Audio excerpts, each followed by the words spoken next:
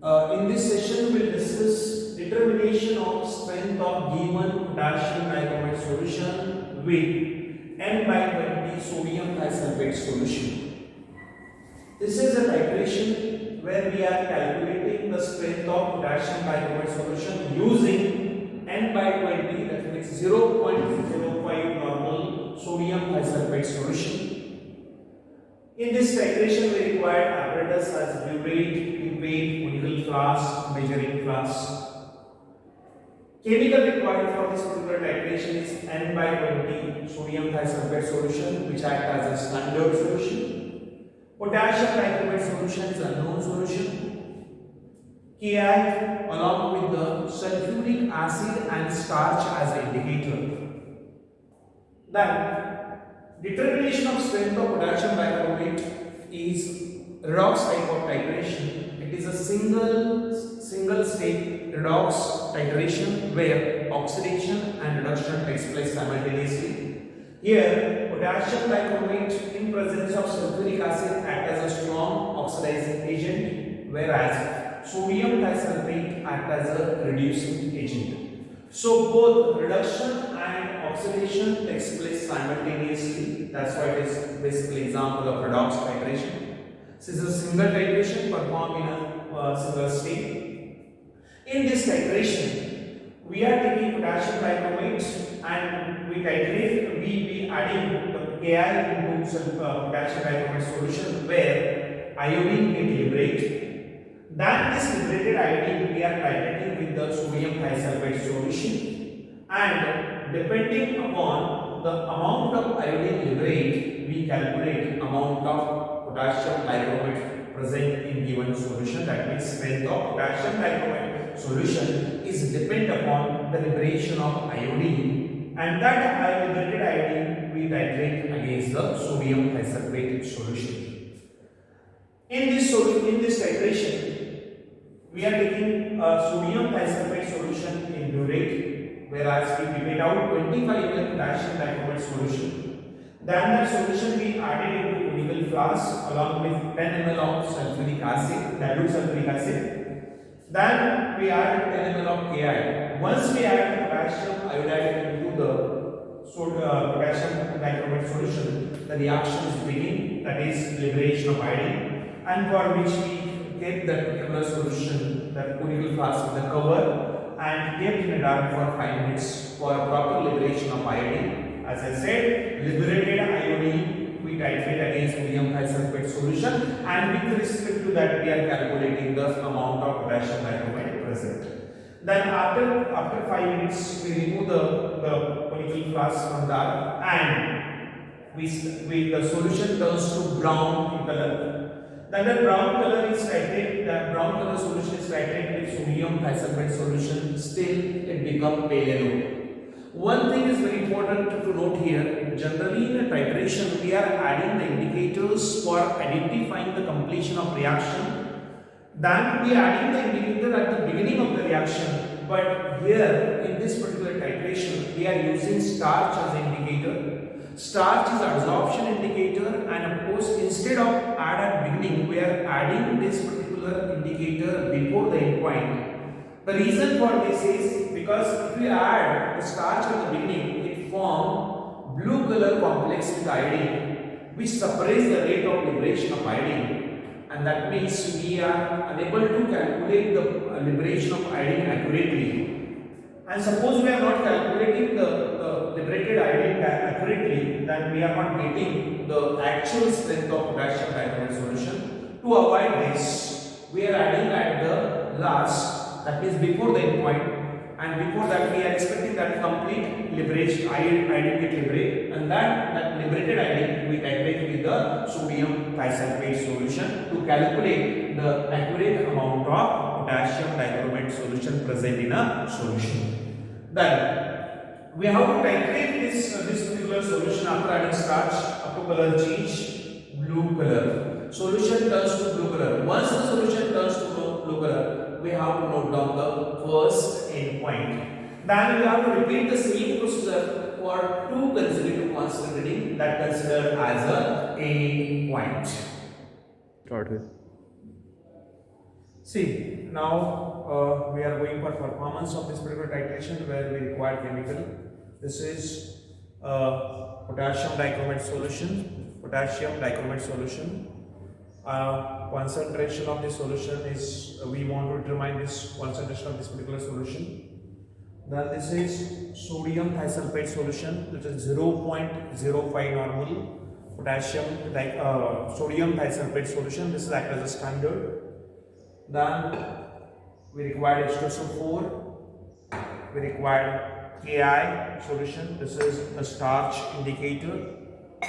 Then procedure part is, first we fill the sodium thiosulfate solution in burette. So we take 50 ml burette, we fill the 50 ml burette with sodium thiosulfate solution, which is a standard solution. Then we pipette out 25 ml potassium dichromate solution in a conical flask. So specific arrangement of this. So this is a 25 ml potassium dichromate solution we take in a conical flask. The specific arrangement of this particular flask is covered, because here we are calculating the liberated iodine and we titrate that liberated iodine with sodium thiosulfate solution to calculate the accurate amount of potassium dichromate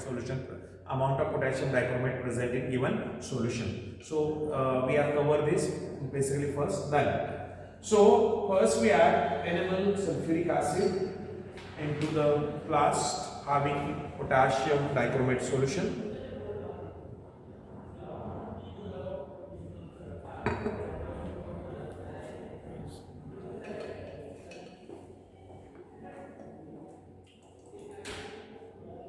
Right. Then after this we'll add 10 ml Ki. So as you see, when we add 10 ml Ki, the reaction is beginning. That's a liberation of iodine.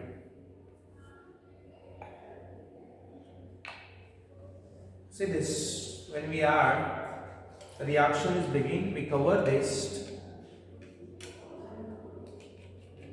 Right, flask. See, this is the liberation of iodine is start, and this indicate by changing the color of the solution. The solution color turns to brown, and this indicate that reaction is begin and iodine start to liberate. Then we kept this into dark for 5 minutes to ensure that complete liberation of iodine. Then after 5 minutes, the solution is brown in color. Then we start to titrate with sodium thiosulfate solution. As I discussed in a theory, generally in titrations we are adding the indicator at the beginning, but here we are not adding at the beginning. The reason is already discussed in theory, because if we add at the beginning, it forms colored complex with the starch and which separates the rate of liberation of iodine. To avoid this, generally we add at the before the endpoint. So how we can ensure the how we ensure endpoint is basically appear. So for that we are adding the sodium thiosulfate to the this particular solution up to the solution become pale yellow.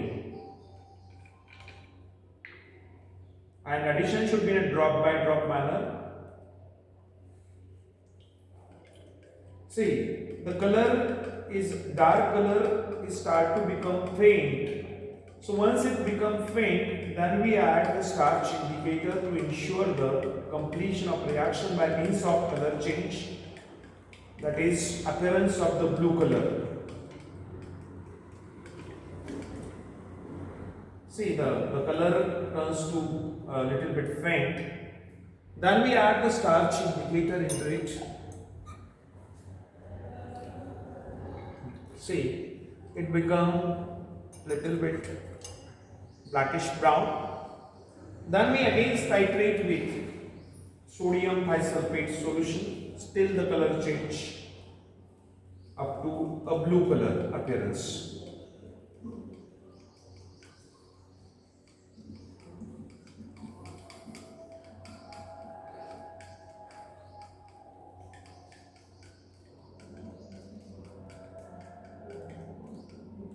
See, drop by drop addition with the 1 still stirring.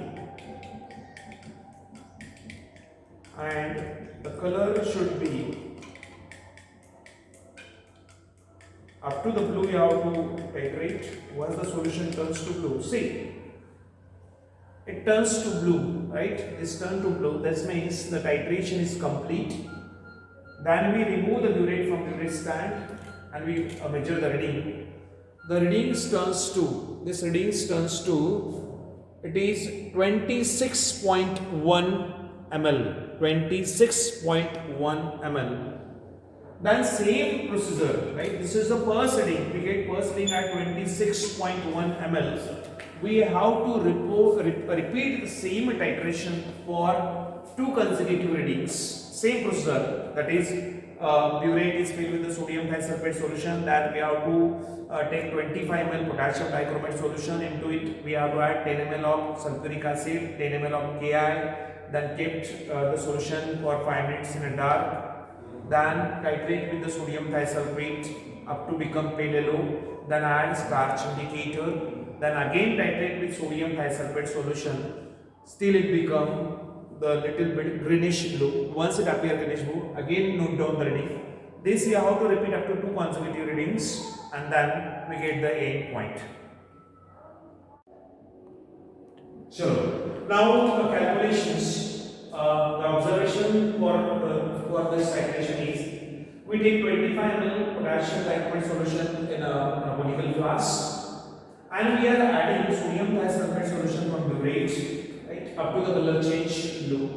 So first observation, we get 26.1 ml of sodium thisulfate solution required for completion of reaction with potassium dicromate.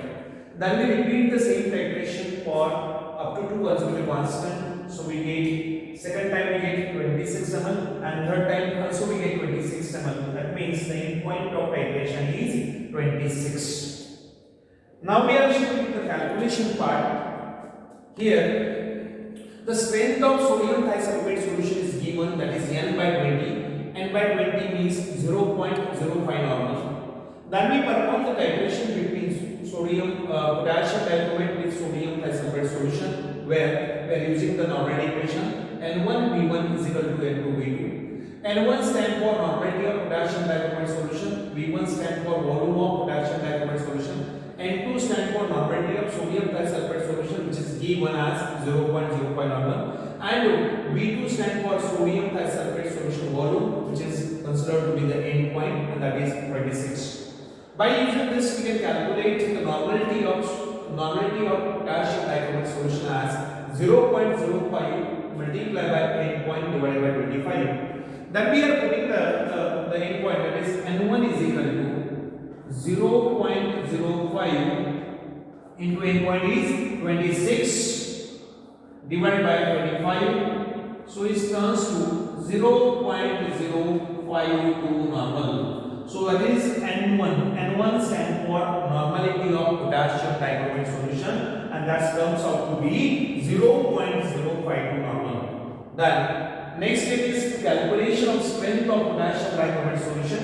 So formula for strength of potassium dicromate solution in gram per liter is normality multiplied by equivalent weight. The equivalent weight of potassium dicromate solution is 49, and normality is 0.052 normal.